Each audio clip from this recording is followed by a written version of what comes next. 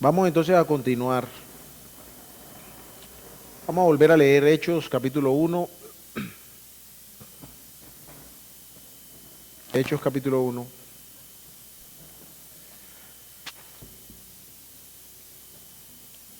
Leemos un par de versículos a manera de introducción y continuamos con el tema que traemos.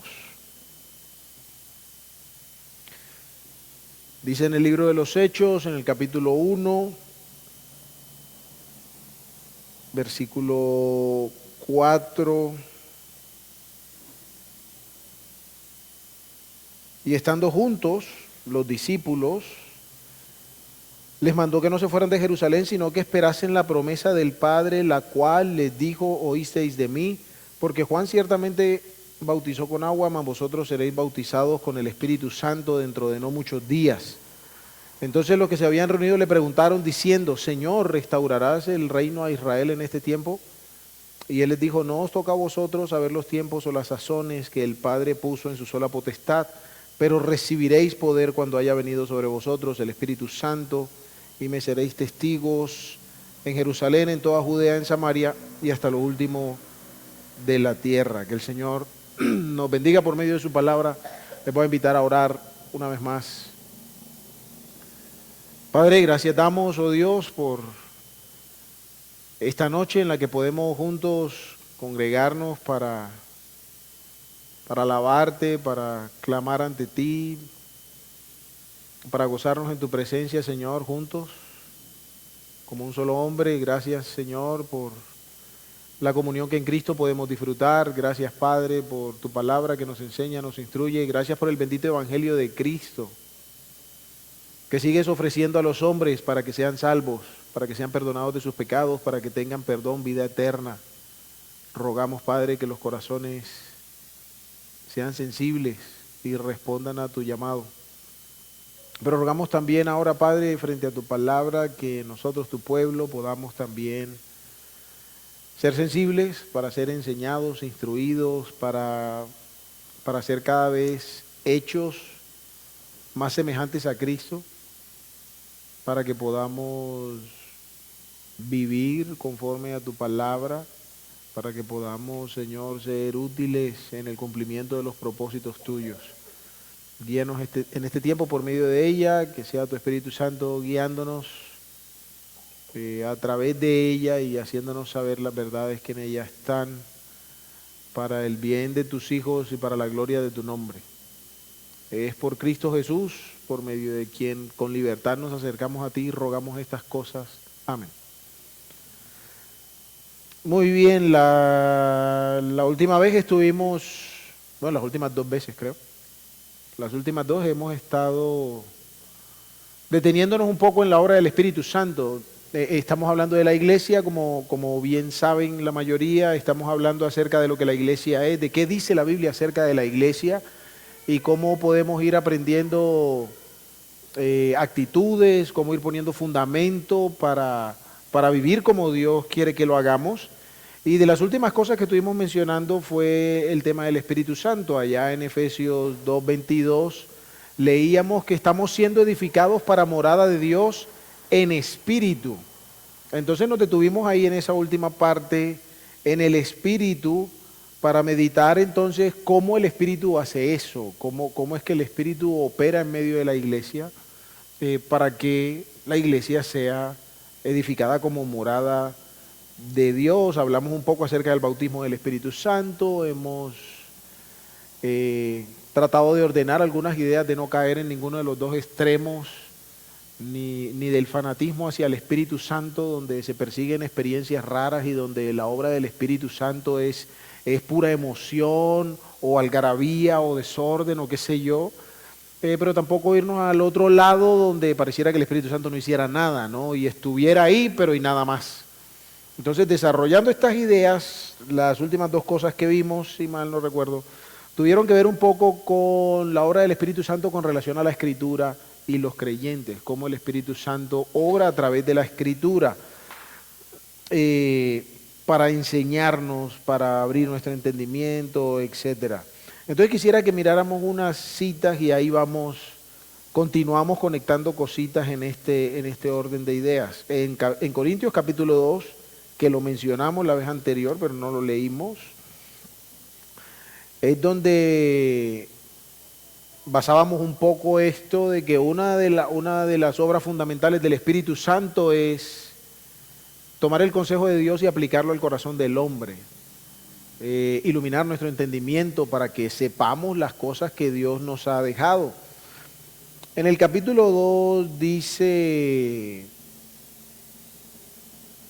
versículo 9, dice, antes bien, como está escrito, cosas que ojo no vio, ni oído oyó, ni han subido en corazón de hombre, son las que Dios ha preparado para los que le aman. Pero Dios nos las reveló a nosotros por el Espíritu, porque el Espíritu todo lo escudriña aún lo profundo de Dios. Versículo 11, porque ¿quién de los hombres sabe las cosas del hombre, sino el Espíritu del hombre que está en él? Así tampoco nadie conoció las cosas de Dios, sino ¿quién? El Espíritu de Dios. Y nosotros no hemos recibido el Espíritu del mundo, sino el Espíritu que proviene de Dios. ¿Para qué? Para que sepamos lo que Él nos ha concedido. Entonces, en la medida en la que el creyente y la iglesia misma desarrolla una vida de cercanía con el Espíritu Santo, en la misma medida los creyentes van a saber qué cosas Dios nos ha concedido. Los creyentes van a crecer en el conocimiento de las cosas que Dios quiere que nosotros conozcamos y sepamos, no para enriquecer la mente principalmente, sino para que podamos vivir a la luz de su palabra. Y dice el versículo 13 que lo cual también hablamos, hablando el apóstol Pablo, que estas cosas que Dios nos ha concedido, dice Pablo, también las hablamos, no con palabras enseñadas por sabiduría humana, sino por las que enseña el Espíritu, acomodando lo espiritual a lo espiritual. Y llega este versículo que muchos conocemos, donde está el contraste, donde el hombre natural no percibe las cosas espirituales. ¿Por qué? Porque no tiene el Espíritu que le ayude a conocerlas, a saberlas, ¿cierto? A veces hemos hecho este versículo, no sé, una cosa rarísima, pero lo que el contexto claramente dice es que ¿por qué el hombre espiritual no las percibe? Porque en él no mora el Espíritu. Y si el Espíritu no mora en él, ¿cómo va a saber lo que Dios quiere conocerle para que viva para la gloria de Dios? ¿Cierto? Porque se han de discernir espiritualmente, dice al final. Y el versículo 16 relaciona otra vez la obra del Espíritu con la mente de Cristo, con lo que está en Dios. Entonces Corintios nos muestra que es el Espíritu quien enseña. ¿Y el Espíritu de dónde enseña? De lo que ya el Señor ha dicho, de lo que Dios ha preparado. Un pasaje quizá paralelo, pero un pasaje que tiene la misma tónica en Juan, dicho por el Señor mismo.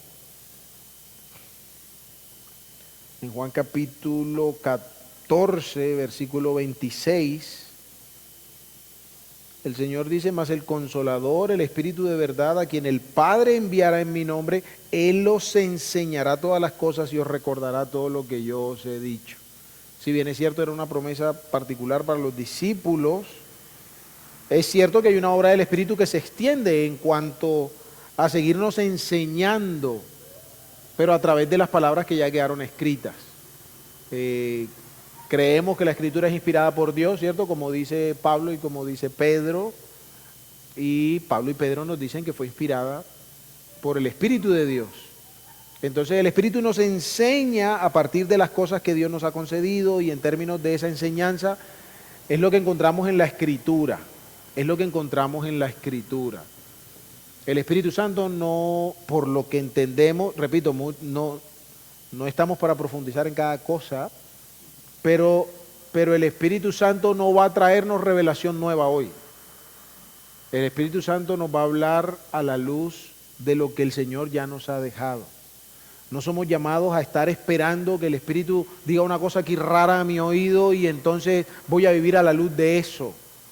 No es eso lo que encontramos en la Escritura. La obra de enseñanza del Espíritu Santo, tanto aquí en Juan como en Corintios, como en otros lugares de la Escritura, está asociada con lo que Dios ya ha dicho, con lo que Dios ya ha revelado, con lo que Dios ha preparado. Entonces no es que el Espíritu Santo ahora arbitrariamente viene diciéndole cosas al hombre, aparte de lo que el Señor haya preparado o haya dicho. No funciona así. De hecho, sucede irónicamente o tristemente que, bueno, la meta no es señalar otras cosas o a otros lugares, pero usualmente estas personas que dicen que reciben una revelación especial del Espíritu Santo, usualmente reciben algo que no compagina con la Escritura. Seguramente no todos, pero de muchos de los que yo he escuchado, de las historias que he conocido, esas revelaciones que reciben no compaginan con...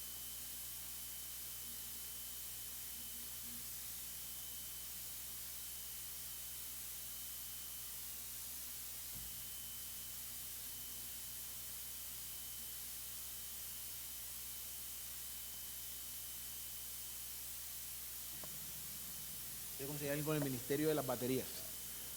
Ese soy yo. Aló.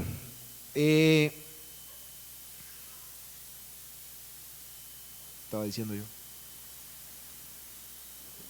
Sí, eso.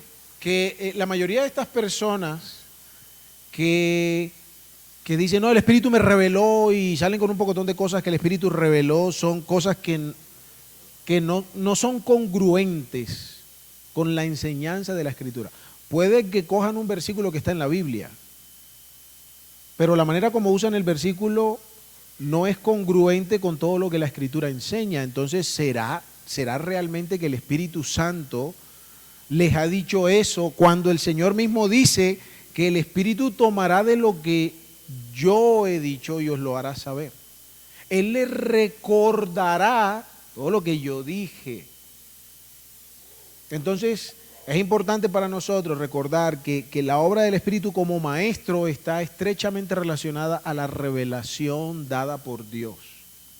No a traer cosas nuevas, de manera que la iglesia que busca ser enseñada por el Espíritu no debe estar esperando revelación nueva del Espíritu. Debe estar centrándose en la Escritura y confiando en la luz que el Espíritu Santo arroja para que entendamos las cosas que están escritas tal cual como Dios las ha dejado, sin torcerlas ni para un lado ni para el otro. Pero avanzando y añadiendo cositas, aquí en Juan, ¿cómo describe Juan al Espíritu? Como el consolador. Entonces, ¿qué otras cosas hace el Espíritu Santo? Pues consuela, ¿no? El Espíritu Santo consuela. El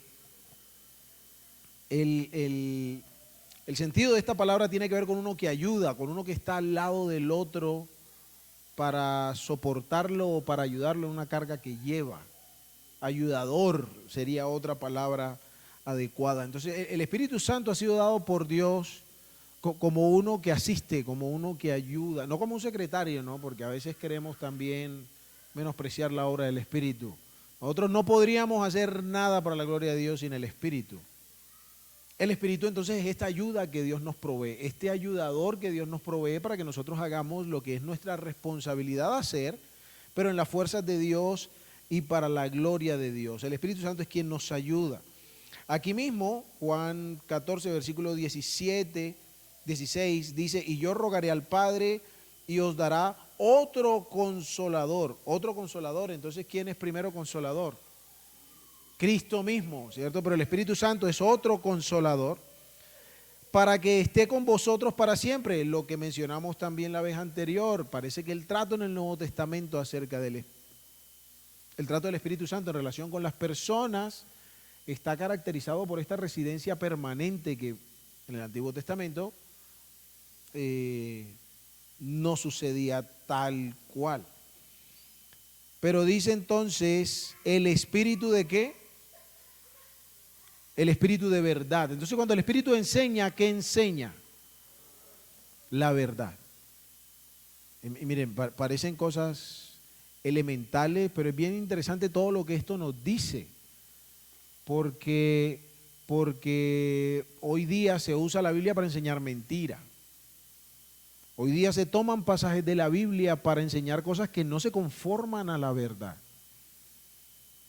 Entonces, como iglesia, necesitamos orientar y estimular nuestro corazón a reconocer que el Espíritu Santo lo que nos va a enseñar es la verdad, pero al mismo tiempo debemos ser cuidadosos precisamente para dejar que el Espíritu Santo nos guíe, porque podríamos, aún teniendo la Biblia, decir cosas que no se conforman a la verdad. Y aunque parece raro, no es nuevo. Porque Pedro mismo lo dijo, el apóstol Pablo mismo lo dijo. Pero Pedro dijo que de las cosas que Pablo había escrito, muchos indoctos e inconstantes las tuercen para su propia perdición.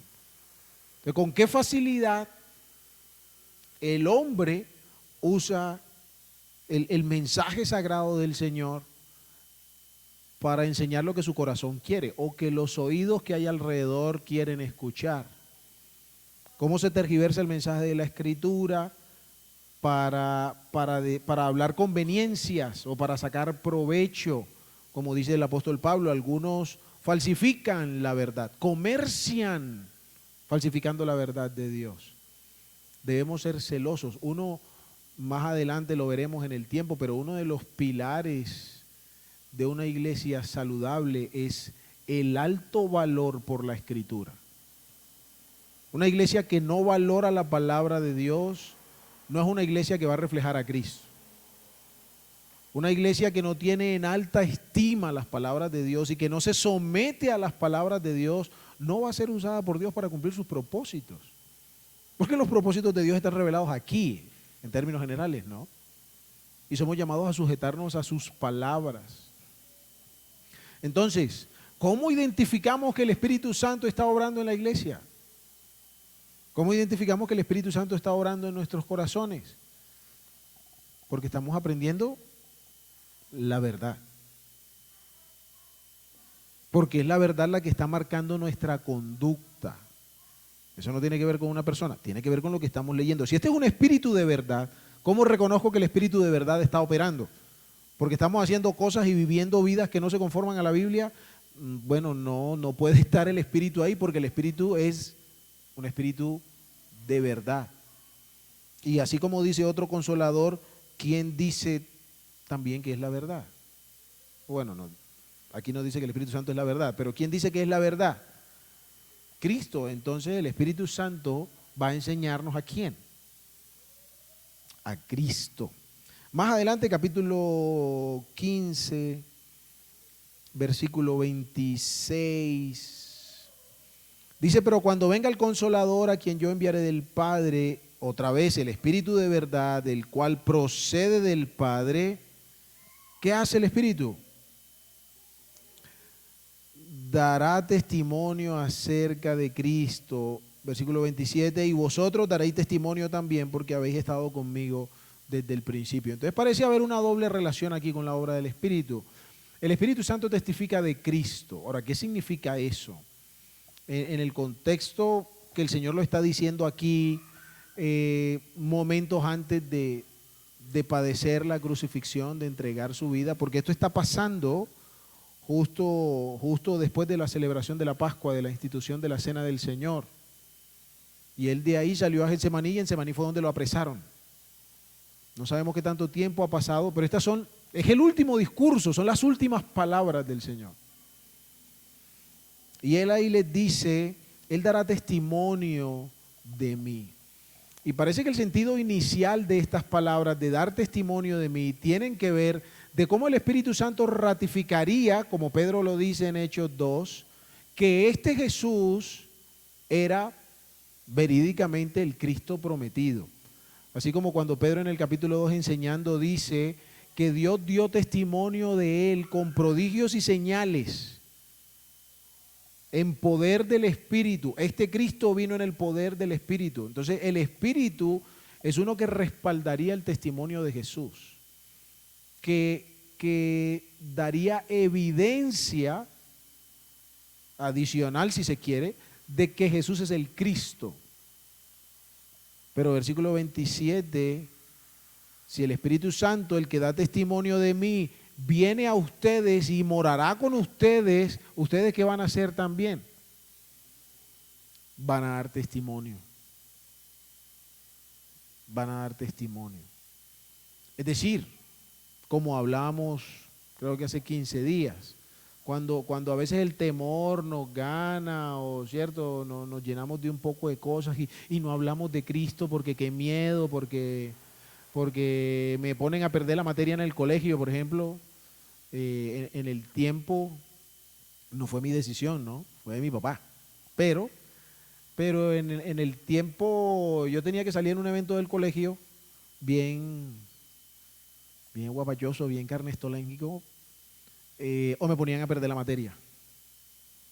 Mi papá le mandó una carta al profesor y dice, nosotros somos cristianos, no participamos de esas cosas y si va a perder, póngalo a perder. Entonces la decisión la tomó, no yo de pronto salgo, yo de pronto hubiera salido, no. ¿Me entienden a dónde voy? Muchas veces nos llenamos de cosas, pero ¿quién es el que está buscando dar testimonio por medio de nosotros? El Espíritu Santo. Entonces lo que nosotros necesitamos es estar dispuestos a que el Espíritu Santo nos use para ese trabajo. Antes de ser un estorbo, un tropiezo para el Espíritu, deberíamos ser más bien un aliado con la obra que el Espíritu Santo quiere hacer, porque el Espíritu está para dar testimonio de Cristo, pero nos preocupa que nos pongan a perder la materia, que el jefe me mire maluco, que los amigos ya no quieran jugar más conmigo, que me saquen del equipo de baloncesto, no sé. No sé qué pasará en nuestros entornos, pero esto debería animarnos. No estamos solos en el acto de dar testimonio. Sí, hay que ser valientes, hay que ser osados, pero ¿quién nos va a dar la fortaleza, el ánimo, la palabra incluso? Leía en Lucas cuando el Señor está hablando de los últimos tiempos y les advierte que van a venir y lo van a entregar a los alguaciles y los que sea, y el Señor dice, esto les dará oportunidad de hablar, de dar testimonio de mí. Bien interesante, el Señor dice hoy, barra la jugada, ¿no? El Señor dice, cuando eso pase, piensen en que eso es una oportunidad que tienen para dar testimonio de mí. Y no solo eso, el Señor dice, por eso no preparen de antemano lo que van a decir. Porque cuando llegue el momento, yo les voy a dar la palabra para que hablen lo que tengan que hablar. Eso no quiere decir que uno va a recibir una revelación rara en ese momento. No, ¿cuál es la lógica natural de lo que el Señor está diciendo? En ese momento el Espíritu les va a guiar y ustedes van a hablar lo que será acorde. ¿Cómo? Van a hablar lo que el Señor les ha estado revelando, lo que el Señor está haciendo con ustedes, y van a hablar lo que sea apropiado. Entonces mire el estímulo que podemos recibir. Ahora, si el Espíritu Santo está operando en mi vida, ¿cómo sabemos si el Espíritu Santo está operando en mi vida? Con esta última que vimos. ¿Cómo sabemos si el Espíritu Santo está operando en la iglesia? Si estamos dando testimonio de Cristo. Eso no quiere decir que usted tiene que estar con un parlante ahí en la puerta de la casa todo el día, todos los días. Pues si puede, hágalo, pero yo creo que el tema no es ese. Pero el contraste es que muchas veces teniendo oportunidades preferimos callar. Preferimos hacernos los locos. Pero queremos que el Espíritu Santo me use con poder. Bueno, colabora un poquito, ¿no? Necesitamos dejar que el Espíritu nos use, ¿cierto? Ahora, eso no solo es con las palabras, es también con la vida, es con cómo nos estamos pareciendo más a Cristo, con nuestro carácter, con un montón de cosas. Pero definitivamente es notorio que muchos de nosotros como creyentes nos aperezan muchas veces dar testimonio. A veces ni siquiera es por miedo, a veces ni siquiera es por conveniencia, a veces es porque estamos tan conectados con otras cosas y tan ocupados de otras cosas que se nos olvida dar testimonio. Yo recuerdo, he compartido en algunas ocasiones, una vez estaba haciendo un arreglo por ahí atrás, llegó un muchacho ahí a la puerta que si tenía algo de comer, qué sé yo, y yo azarado con el daño y que sí, que no. Ya le iba a decir que no y me acordé que habían unos guineos por ahí, bananos pues, acá en este mundo, habían unos bananos por ahí. Y fui, cogí, le digo, hey, gracias, ¿no? Que te vaya bien. Y vuelvo a arreglar el daño, ¿no? Y cuando estoy ahí,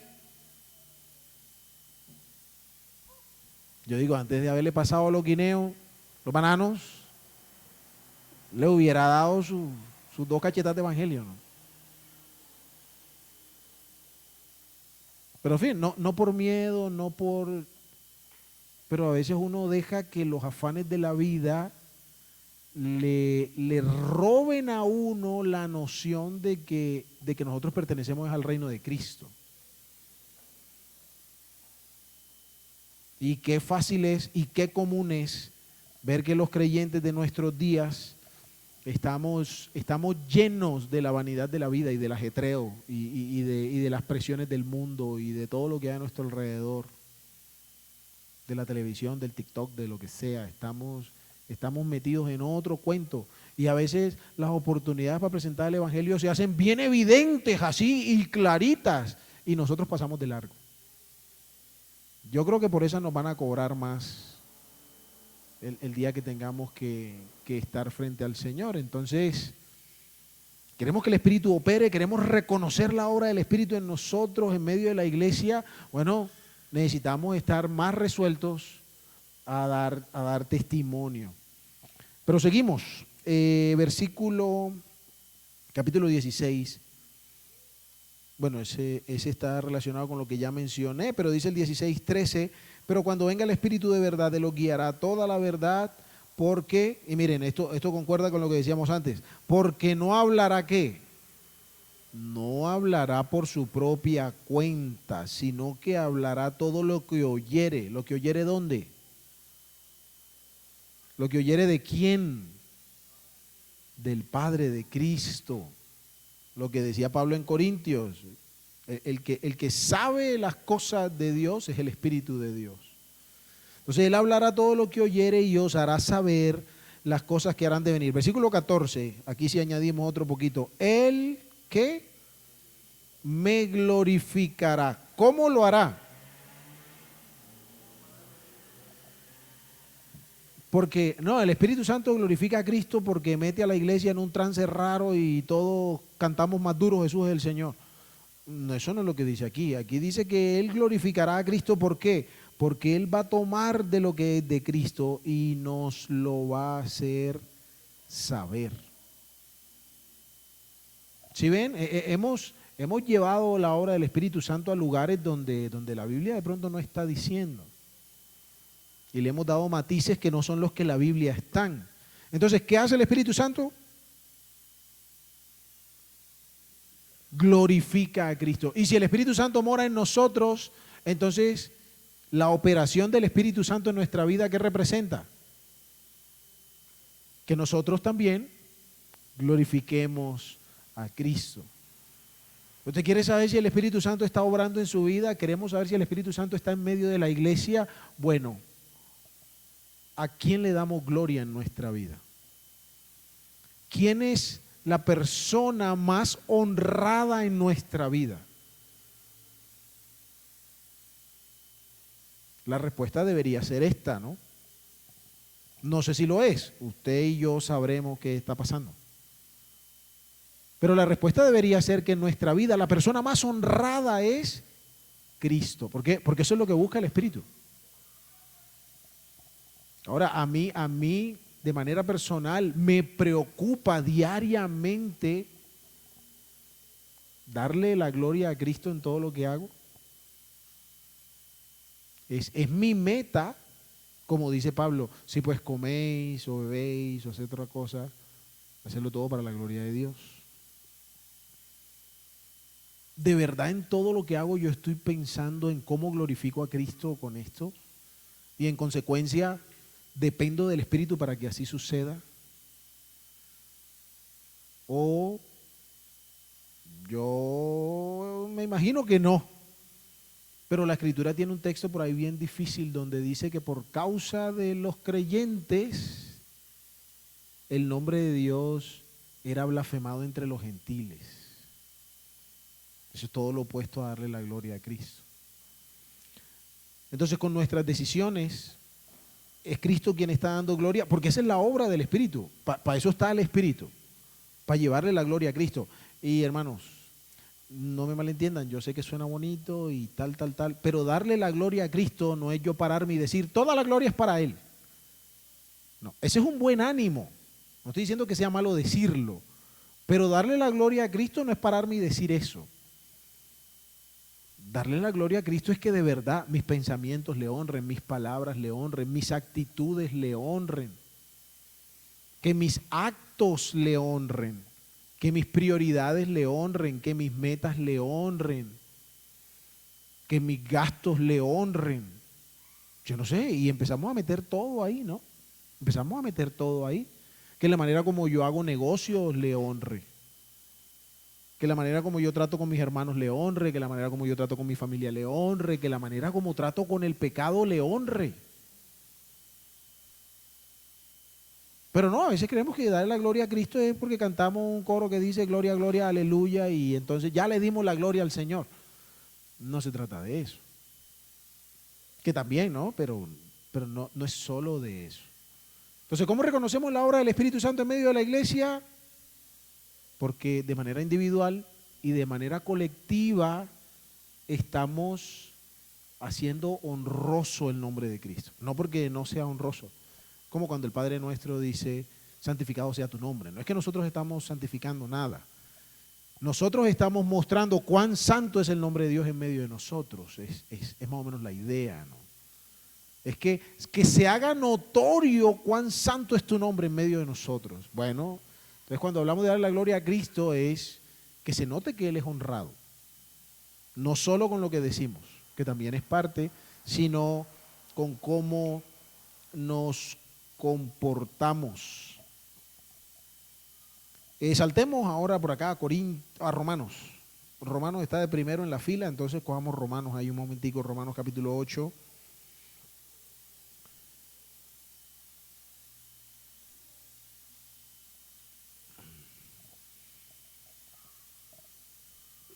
Romanos capítulo 8.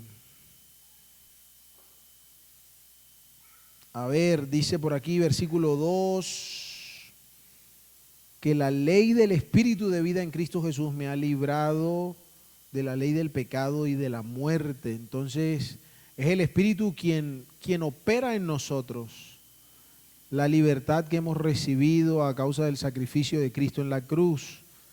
Versículo 4 lo confirma, dice, para que la justicia de la ley se cumpliese en nosotros, que no andamos conforme a la carne, sino conforme al Espíritu. Versículo 5, porque los que son de la carne piensan los que son de la carne, pero los que son del Espíritu en las cosas del Espíritu. Entonces lo primero que quiero resaltar aquí es que Romanos está diciendo que es el Espíritu quien aplica la libertad que Cristo ya nos ha dado. Es el Espíritu quien hace efectiva la obra de Cristo, lo que Cristo compró, lo que Cristo hizo. Él es quien lo aplica a nuestro corazón. Pero aquí en el 8 hay un pensamiento interesante. ¿Qué es lo que hace el Espíritu? Según el versículo 5.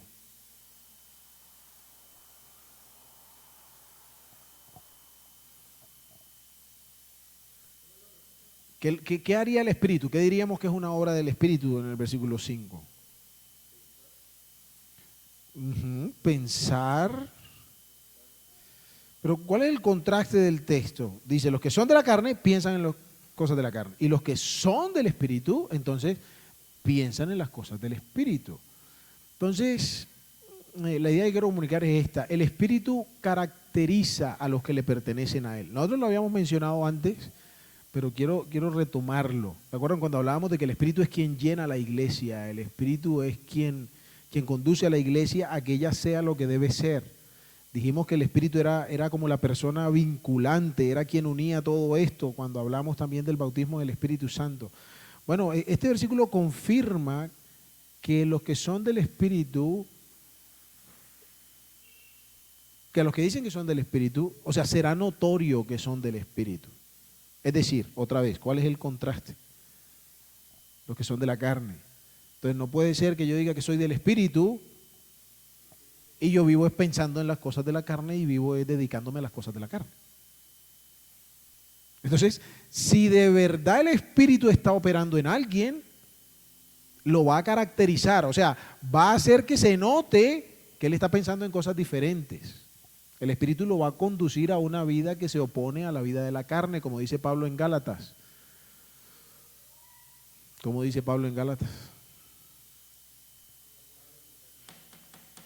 Andad en el Espíritu y no cumpliréis los deseos de la carne.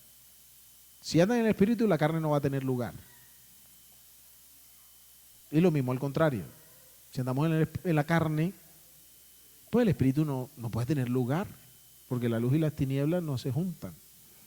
Entonces, el Espíritu caracteriza, ¿cierto? Que el versículo 6, ¿qué hace el Espíritu? También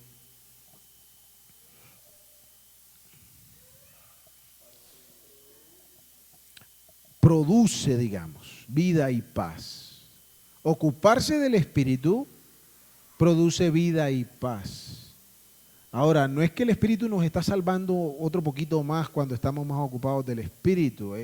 Parece que esta idea tiene que ver es con la plenitud de esa vida. En la medida que estamos más entregados al Espíritu, vivimos mejor la experiencia de estar unidos a Cristo, que es el contraste que Pablo está trayendo desde Romanos capítulo 7 y capítulo 8.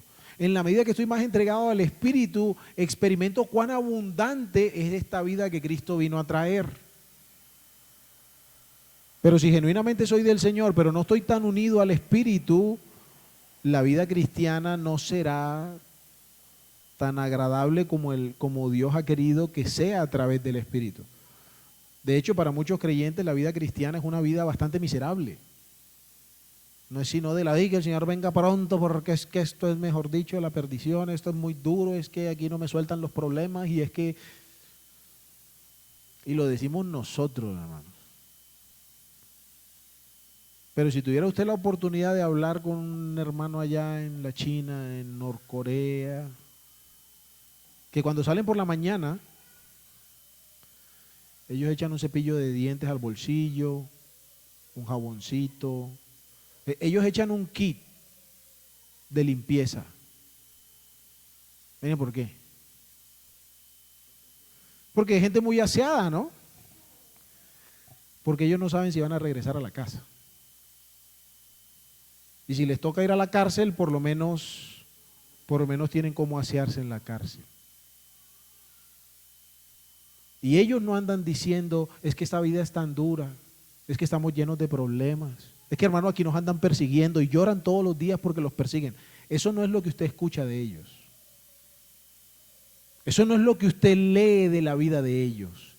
Tienen un gozo que para mí es como el que dice Pablo ahí en la Biblia, inefable y glorioso por caminar con Cristo. ¿Quién produce eso?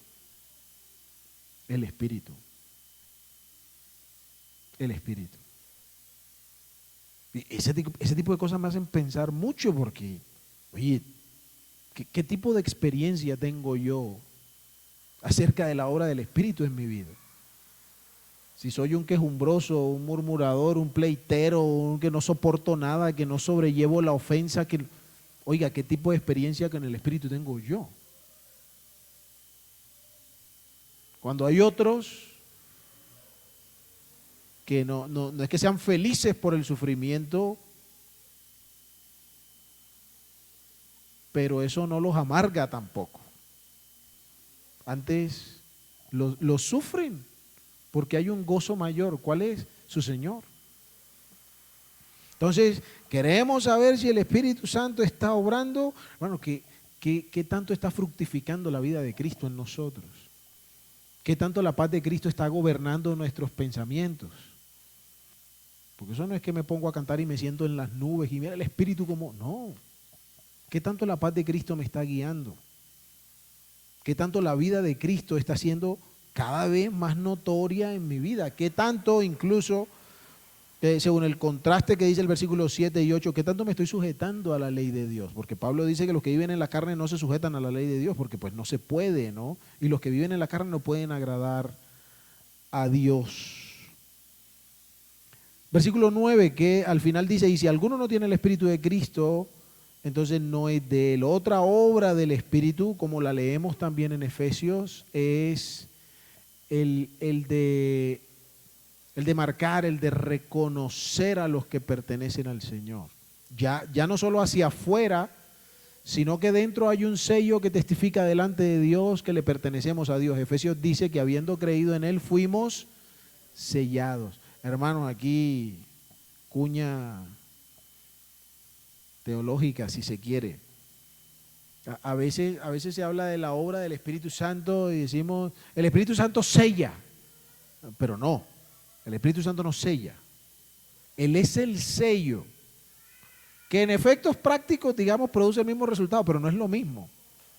Efesios dice que es el Padre quien ha puesto un sello en los que le pertenecen, y ese sello, el sello, es el Espíritu, es el Espíritu Santo. Es esa marca, esa garantía, esa promesa, esa arra que testifica de que somos de Cristo. Entonces, parte de la obra del Espíritu que nosotros, que bueno, la manera como experimentamos eso tiene que ver más con confianza y con esperanza, es que el Espíritu Santo es nuestra garantía de estar en el cielo. Esa es parte de la obra suya, asegurar los que pertenecen al Señor. Pero seguimos, versículo 13, porque si vivís conforme a la carne moriréis, mas si vivís por el Espíritu, mas si por el Espíritu hacéis morir las obras de la carne, viviréis. ¿Qué hace el Espíritu? Da vida. Aunque ya mencionamos lo de la vida, ¿de qué otra manera podríamos reflejar lo que dice aquí? ¿Qué otra faceta podríamos ver? Porque tiene que ver con vida, claro está. Pero ¿qué faceta particular vemos aquí? Ajá. Eso. El Espíritu es el que puede con las obras de la carne. Es el que aplica la victoria de Cristo en la cruz sobre el pecado y todos sus efectos. Yo no puedo acabar con la carne. Yo soy mandado a ponerme pilas y a sujetarla ¿cierto? Y a hacerla morir, digamos. Pero ¿quién es el que realmente tiene el poder para que la carne no fructifique en nuestra vida? El Espíritu. Que, otra vez, es el contraste que Pablo está haciendo en Romanos 7 y Romanos 8. Una persona que no se identifica con Cristo en Romanos 7, una persona que no depende plenamente de Cristo, en Romanos 7 lo que Pablo dice es que vive una vida miserable, donde quiere estar librado de la carne, pero no puede.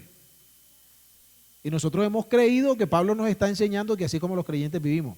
No, Pablo trae eso para luego ir al capítulo 8 y decir, mira, pero aquellos que genuinamente viven identificados con Cristo, ellos hacen morir la carne en ellos.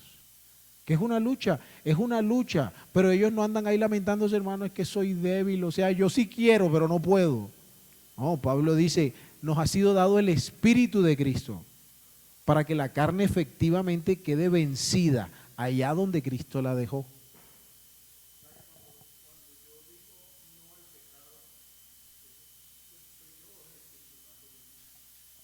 Excelente pregunta. Cuando yo digo no al pecado, entonces ¿quién lo está haciendo? De pronto en 15 años tendremos respuesta para eso. Entonces seguimos adelante. O sea, ¿cómo funciona? Hasta cierto punto para mí es un misterio. Pero ¿qué es lo que claramente dice la Escritura? Que si nosotros estamos confiando en Dios, la responsabilidad la tenemos nosotros de pararme frente al... Bueno, no sé si de pararme frente al pecado, de pronto tomen mal el ejemplo. Pero de salir corriendo, de decirle no al pecado. Yo soy quien tiene que mostrar la voluntariedad de decir con eso no. ¿Pero por qué?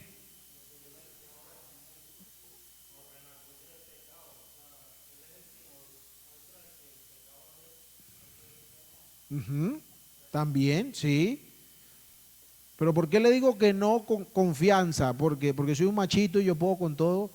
No, porque yo digo, Señor, yo tomo esta decisión basado en el hecho de que Cristo ha vencido el pecado y Él me manda a vivir una vida santa. Y yo confío en que a través de su poder Él puede hacerme vivir una vida santa. Así que yo le digo no al pecado.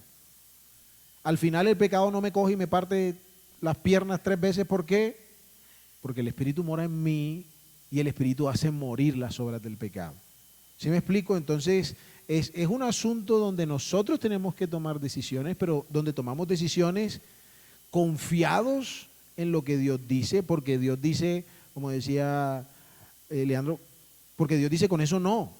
Y el Espíritu me dice, por ahí no es. Entonces yo digo, bueno, yo te creo, Señor, y voy a confiar en la dirección de tu Espíritu, pero el Espíritu no va a tomar las decisiones por mí. El Espíritu no va a tomar las decisiones por mí. El Espíritu me muestra, me dirige, me guía, pero yo tengo que tomar las decisiones.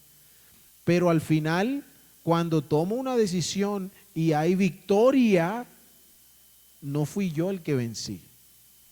Fue el Espíritu quien aplicó la victoria de Cristo sobre el pecado en el Calvario a esa situación y me dio victoria sobre esa situación en ese momento. Por eso yo necesito vivir continuamente dependiendo del Espíritu. Entonces, si queremos saber si el Espíritu está obrando en medio de la iglesia, entonces ¿qué deberíamos ver? Deberíamos ver santidad. Deberíamos ver cómo la vida de cada uno de los hermanos de la iglesia es una muestra de que la carne cada vez tiene menos poder en su vida. Debe estar la evidencia de que, y mira, el hermano cada vez, que es una expresión que de pronto se usa mal, pero no es que esté mal, pero mira, el hermano cada vez está viviendo más en victoria. Pero no por alguna idea rara, sino porque en su vida se está haciendo notorio que la carne cada vez tiene menos poder, porque está confiando en el Espíritu para vencer las obras del mal en su propio corazón. Pero tenemos un culto espectacular y nos privamos y nos paramos, y no digo que sea por ahí, pero supongamos, ¿cierto? Y nos privamos y nos paramos y vamos al tercer cielo y volvemos y lo que sea, y el Espíritu como obró en medio de nosotros y todos viviendo en pecado. Yo dudo mucho que el Espíritu haya estado por ahí. Lo dudo mucho. Y no porque yo sea un tipo pretencioso, sino porque eso no es lo que yo leo aquí. Si el Espíritu está obrando en medio de la iglesia, lo que va a haber es santidad. Vidas que cada vez se parecen más a Cristo. Vidas donde la carne no es quien marca la pauta, sino el Espíritu de Cristo. Terminemos aquí, versículo 14. Dice, porque todos los que son guiados por el Espíritu de Dios, estos son hijos de Dios. Entonces, ¿el Espíritu qué hace? Guía. Guía. El Espíritu guía a los que le pertenecen. Entonces, otra vez, si queremos ver la obra del Espíritu Santo en medio de la iglesia, ¿qué es lo que tenemos que reconocer? La guía del Espíritu Santo. No. Más que los planes que nosotros podríamos pretender tener o pensar que esto va a ser mejor o lo que sea, lo que deberíamos estar buscando es la guía del Espíritu. Él va a guiar, para eso el Señor lo dejó, Él va a guiar. A nosotros nos toca buscar su guía, depender de su guía, buscar el rostro de Dios para que el Espíritu nos esté guiando a lo que el Señor quiere. Versículo 16 dice que el Espíritu Santo da testimonio a nuestro espíritu. Esa es una obra personal, interna. Dice el versículo 26 que Él nos ayuda en nuestra debilidad, cosas que ya hemos mencionado antes. Versículo 26, al final, eso no lo habíamos mencionado, dice que el Espíritu mismo intercede por nosotros. El Espíritu intercede por nosotros delante del Señor. Versículo 27 dice, porque Él es el que escudriña los corazones, o sea, Dios sabe cuál es la intención del Espíritu, porque conforme a la voluntad de Dios intercede por los santos. Entonces Él está ahí para ayudarnos también en nuestras oraciones, para ayudarnos en el hábito de presentarnos delante de Dios. Él también está ahí. Y una última cosa para cerrar el ciclo esta noche es 1 Corintios 12, donde se nos dice que el Espíritu Santo es quien da dones. Es decir, el Espíritu Santo le provee a la iglesia lo que necesita para crecer y desarrollarse. Capítulo 12, del 12 al 14, aunque hay de todo un poquito ahí, pero el tema central, digamos, del 12 al 14 gira alrededor de los dones que el Espíritu Santo le da a la iglesia para que crezca, para que sea edificada, para que mutuamente nos estemos ayudando, etcétera, etcétera. Entonces, si queremos ver la operación del Espíritu Santo en medio de nosotros, entonces, ¿qué deberíamos ver? Deberíamos ver hombres y mujeres ejercitando su don espiritual. Deberíamos ver hijos de Dios ocupados en aquello que el Señor les dio para hacer. Efesios usa también la imagen del cuerpo diciendo que el Señor nos puso a cada uno en un lugar del cuerpo para que cada quien haciendo su función, bien entretejidos, ayudamos a que el cuerpo madure, crezca. ¿Sí? Entonces, otra vez, si estamos buscando la obra del Espíritu, entonces vamos a tener que ocuparnos de nuestros dones espirituales. Vamos a tener que ocuparnos de poner en obra, en práctica, de desarrollar aquello que el Señor nos dio para ser desarrollado. Lamentablemente pasa que en muchas de nuestras iglesias pasa el tiempo y el hermano está contento, orgulloso porque tiene 20 años, pero todavía no sabe cuál es su don. Imagínense un riñón que después de años de vida de un ser humano todavía no sabe qué es lo que hace en el cuerpo y está ahí nuevecito, sin estrenar. Para el cerebro no, ese es más difícil, ¿no? Después de 20 años que siga nuevecito sin estrenar, grave. Pero, ¿cierto? Entonces, es lo mismo. Es lo mismo. Bueno, necesitamos entender que necesitamos funcionar. O sea, la iglesia, nosotros no, está mal dicho, pero vamos a decirlo así porque yo sé que ustedes me entienden. Nosotros no vamos a la iglesia para que los hermanos funcionen. No, hermanos, porque tampoco se trata de vamos a la iglesia para funcionar, no, funcionamos siempre, ¿no? Pero ustedes me entienden lo que quiero decir. O sea, no es que estamos en el cuerpo para ver cómo los demás miembros trabajan. Nosotros no estamos en el cuerpo para decir, uy, mira esa mano, como, y esa mano, 10 por esa mano, pero yo soy el brazo. O sea, qué bueno por la mano, pero probablemente la mano no vaya a ir a muchos lugares donde sí debería. ¿Por qué? Porque yo que soy el brazo, no estoy haciendo nada. Entonces,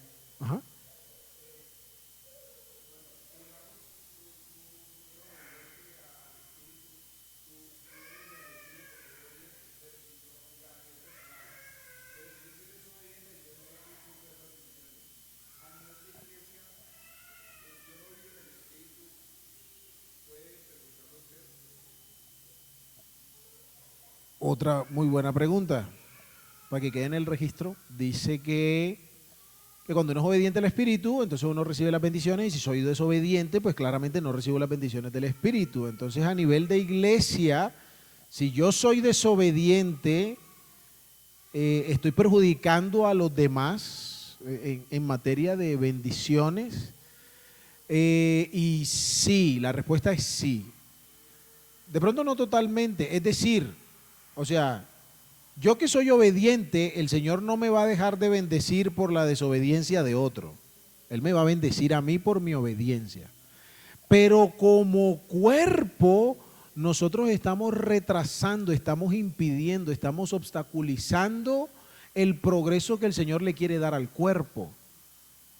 Entonces, sigamos con la analogía del cuerpo. Cuando Y Pablo lo dice, si un miembro se duele, los demás se duelen con él. El que se llevó el martillazo fue este, ¿no?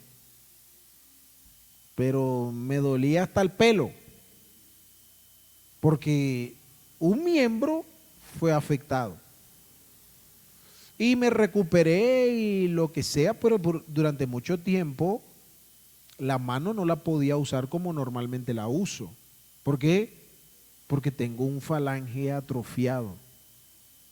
Es la hora y todavía tengo dolor. Es incómodo para ciertas cosas, molesta para ciertas cosas. Puede que el cuerpo, o sea, igual sigue recibiendo otros desarrollos, pero esto que está pasando aquí está afectando. A veces el impacto es más grande, a veces no se ve tanto, pero sí hay un impacto. Y encontramos ejemplos de eso en el Antiguo Testamento. Quizá el más elocuente es Acán, por ejemplo. Acán allá de vivaracho, entonces desobedeció el mandamiento, él allá solito. Y se robó unas cositas allá del maldito, del anatema, y las escondió por allá en su casa. ¿Y qué pasó? El pueblo de Israel perdió la batalla siguiente. Ah, porque Dios le estaba dando sopa y seca a todo el mundo. No, porque es que el Señor les había dicho que si bien es cierto, Él espera la lealtad de cada uno, todos ellos como conjunto eran uno para Él. ¿Y qué es lo que el Señor le dice a Josué? Hay pecado y hay que solucionarlo. Y perdieron, habían ganado una batalla gigantesca contra Jericó y perdieron con un pueblito de nada ahí. ¿Por qué? Por el pecado de un hombre. Entonces sí, cuando los miembros no funcionan como miembros, hermanos, necesitamos entender que estamos afectando el cuerpo de Cristo. No es su pecado, no es su vida, no es su problema. O sea, sí, pero no. Porque es que usted no está solo en este mundo, usted hace parte del conjunto de los redimidos. Y aunque en últimas, usted responde por su pecado, por su vida, en últimas su vida no está sola puesta allá donde usted es de otra iglesia, de otro Cristo, con otro Salvador que Él trata de manera diferente. No, su pecado, sus malas decisiones o las mías están afectando al cuerpo de Cristo, sea que yo lo note o que no lo note.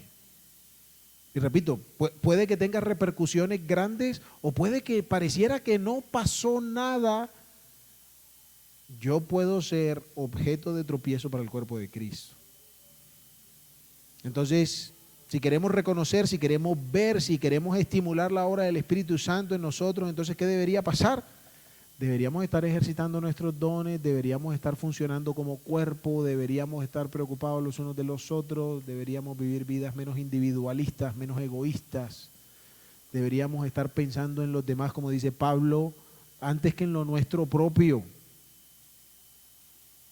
Deberíamos tener el mismo sentir de Cristo. En Filipenses 2, del 5 en adelante. Padre, gracias te damos por el tiempo que nos has permitido tener alrededor de tu palabra y rogamos profundamente, Señor, que podamos ser un pueblo para la gloria de tu nombre, que podamos vivir, experimentar, manifestar esto a lo que nos has llamado. Por eso rogamos que nos llenes de sabiduría, por eso rogamos, Señor, que tu Espíritu siga alertando nuestros sentidos cuando lo hace y que nosotros no seamos rebeldes, que siendo redargüidos por tu Espíritu nosotros seamos sencillos para ir en la dirección que Él nos muestra. Padre, queremos vivir vidas llenas de tu Espíritu, queremos vivir vidas completamente guiadas por tu Espíritu. Y por eso acudimos a tu palabra y por eso rogamos que hagas más claro a nuestros ojos cómo es que tu Espíritu realmente opera, oh Dios, cómo podemos descansar en su obra, cómo podemos depender de su poder, para que lo que manifestemos honre el nombre de Cristo, para que su nombre sea exaltado y conocido, para que los hombres, Señor, sean confrontados con su realidad de un Salvador y acudan a Él. Rogamos que sigas obrando en las cosas que te hemos mencionado, Señor, los que están enfermos, el grupo aquí en Bogalagrande, por el liderazgo, por salvación de almas, oh Padre, que el testimonio tuyo en este lugar crezca conforme a tu voluntad. En Cristo oramos dándote las gracias, Señor. Amén.